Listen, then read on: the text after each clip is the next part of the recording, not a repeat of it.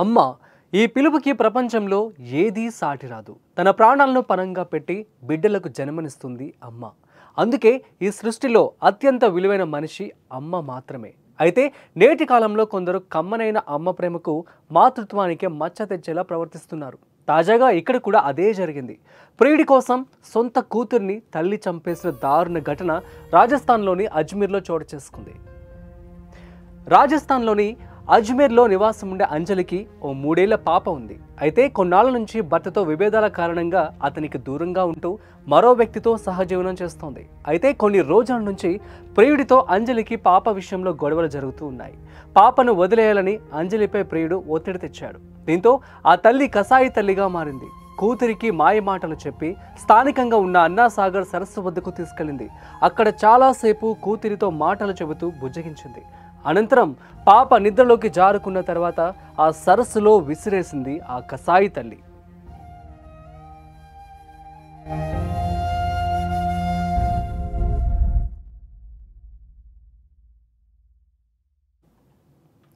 అయితే అలా కూతుర్ని చంపేసి తప్పిపోయిందంటూ అక్కడ పెట్రోలింగ్ చేస్తున్న పోలీసులకు చెప్పింది.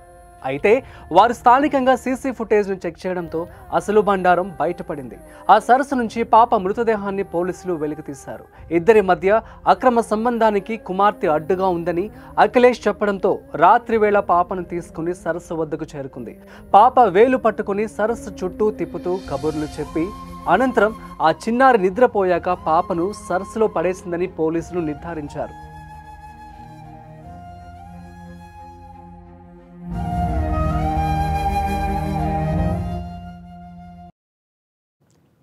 ఏవమ్మా అంజలి, నీ మూర్ఖత్వంతో భర్తను దూరం చేసుకున్నావు. ఇప్పుడు కూతుర్ని కూడా నీ చేత్తోనే సరస్సులో విసిరేసి చంపేశావు.